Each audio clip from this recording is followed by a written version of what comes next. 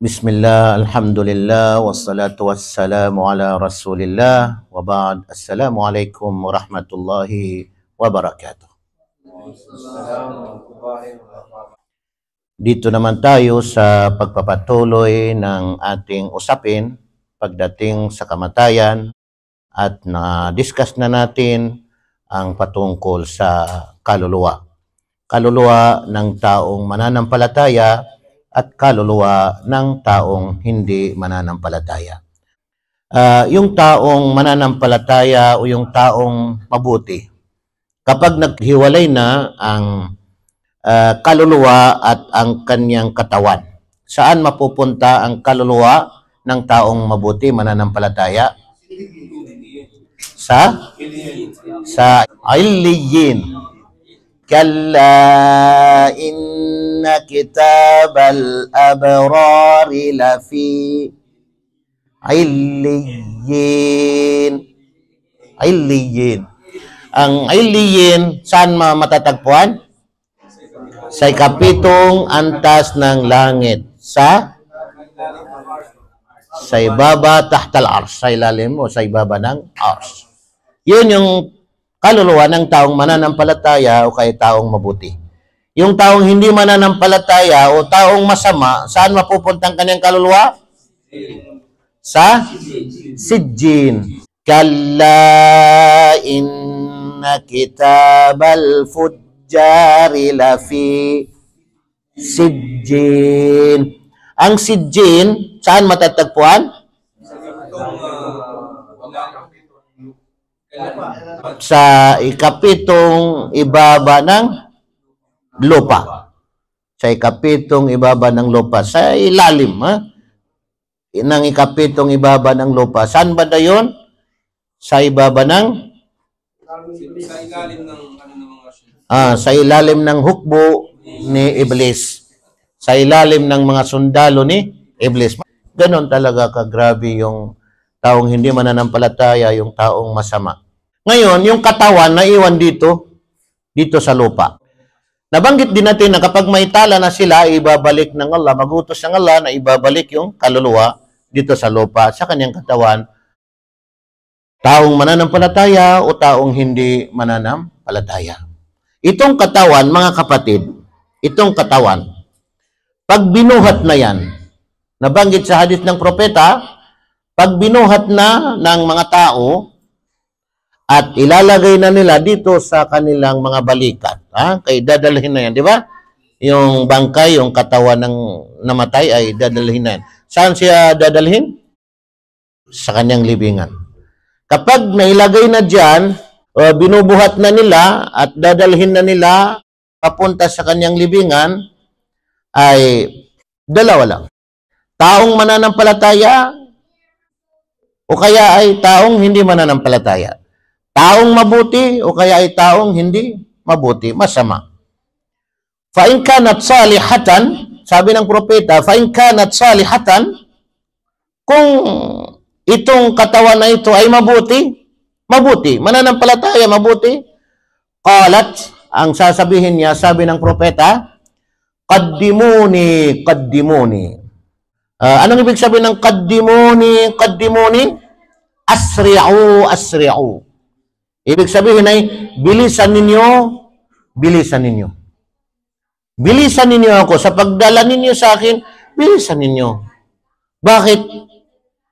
Kasi nga, dahil sa magandang balita na ipinapabatid sa kanya. Dito pa lang sa paghatid sa kanya ay nababatid na niya yung magandang balita. Masyaallah. Yun yung taong mananampalataya, taong mabuti. Wa in kanat gayra salihatin, sabi ng propeta, wa in kanat gayra salihatin, at kung ang katawan na ito ay hindi mabuti, masama, o hindi mananampalataya, qalat, ang sasabihin niya, sabi ni Propeta Muhammad sallallahu alaihi wasallam, ya waylaha, ayna yadhhabuna biha. Dito sa hadith na ito na naiulat ni Bukhari, ya waylaha, kapighatian sa kanya.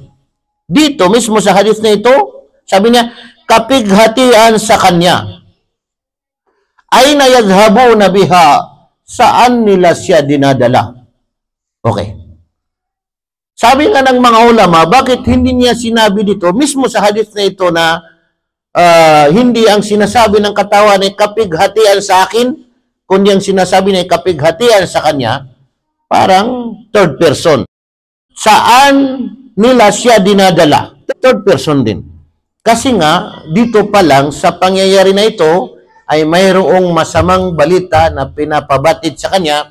Kaya dito pa lang, ay para bagang gusto na niyang ilabas yung kanyang sarili. Gusto niyang i-deny na, parang palabasin na hindi siya ganun katindi. Kasi pinapabatid na sa kanya yung masamang balita na patutunguhan niya.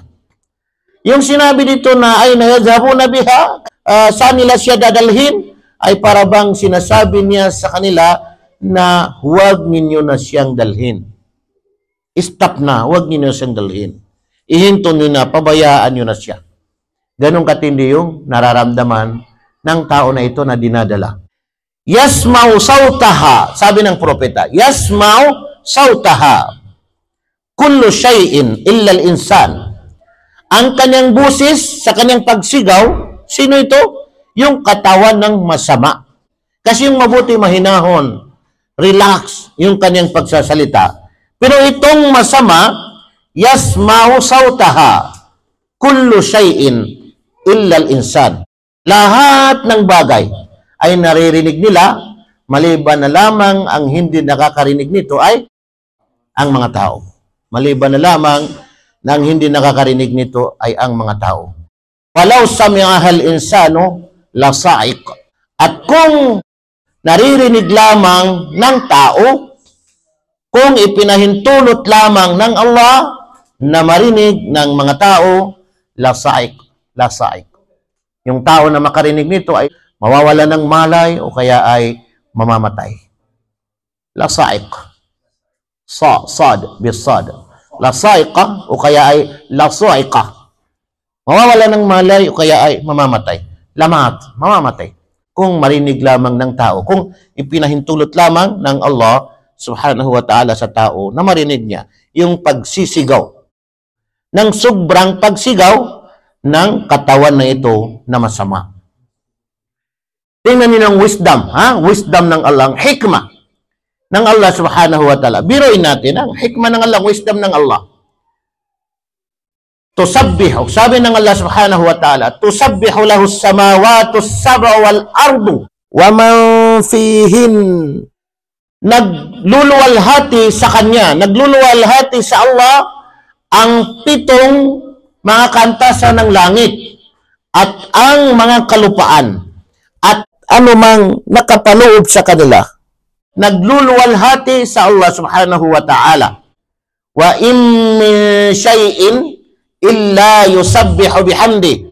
At ang lahat ng bagay, anumang bagay, sabi ng Allah subhanahu wa ta'ala, illa, maliban na lamang na yusabbihu bihamdi. Lumuluwalhati sa kanyang puri, sa kanyang hamd, yung hamd, yung pagpupuri sa Allah subhanahu wa ta'ala. Lumuluwalhati, lahat ng bagay. Biruin mo kung ipinahintulot ng Allah, yung mga bagay na nagtatasbih, nagluluwalhati sa Allah, kung ipinahintulot ng Allah. Itong pagkain natin, habang tayo ay kumakain, kung ipinahintulot ng Allah, na maririnig natin yung kanilang pagtasbih, kanilang pagluluwalhati sa Allah, pagpupuri sa Allah, hindi na tayo makakain. Itong damit natin, kung naririnig natin yung pagtasbih nila, kasi lahat ng bagay na nilikha ng Allah subhanahu wa ta'ala, kahit na ng bagay, malaki man o maliit, ay nagluluwalhati sa Allah. Biruin mo ang hikmah ng Allah, wisdom ng Allah. Kung naririnig lang natin, pinahintulot ng Allah, lahat ng bagay sa kanilang pagtasbih, wala na. Hindi na natin kaya, hindi na natin kaya. Kumakain tayo, magtatasbih. Habang nagiinom tayo, magtatasbih.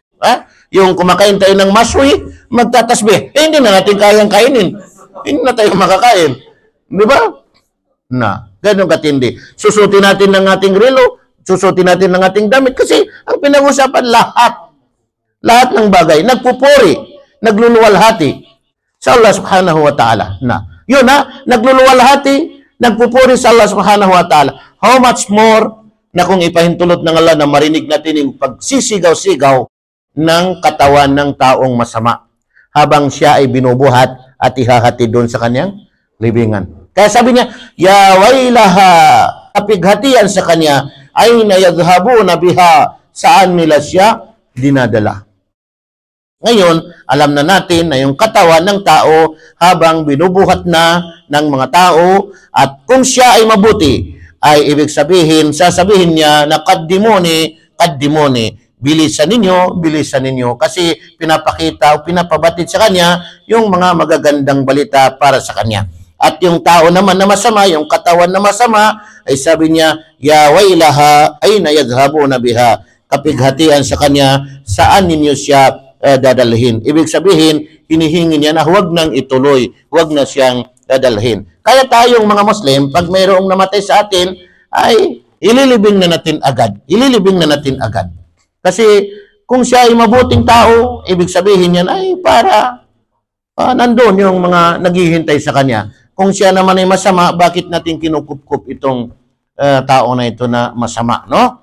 Masama ang kanyang mga ginawa dito sa mundo. Pero hindi yun natin alam, Hindi natin alam, hindi natin alam yung tao na namatay siya, na siya ay nakapagbalik loob sa Allah subhanahu wa ta'ala. Kasi kailanman, hindi natin nabubuksan yung kanyang puso. Kaya pag may namatay na isang tao na Muslim, ay huwag natin sabihin na buti nga sa kanya namatay o kaya kung ano-anong pagsasabihin natin na hindi maganda patungkol sa kanya. Ang sasabihin lang natin ay tanging sasabihin natin yung mga kabutihan niya, yung mga gawain niya na mga pambababain niya o ano man dyan, ay huwag na natin yung banggitin kasi sila na doon sa Allah. Ang babanggitin natin yung kasama natin, nagpa-fasting, nagbabahagi ng kaalaman, mabuti ang ugali, masayahin. Alhamdulillah, yan yung advice sa atin sa pananampalataya. Nakakalungkot na may mga Muslim na pag may namatay na kanyang kapwa Muslim ay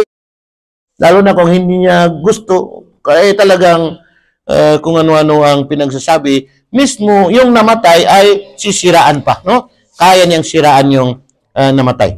So malaking bagay na kahit papano ay unti-unti na umuusad ang ating kaalaman patungkol sa ating pag-travel na wala ng pagbalik, no? Wala ng pagbabalik dito sa mundo. Hanggang dito na lamang. Assalamualaikum warahmatullahi wabarakatuh.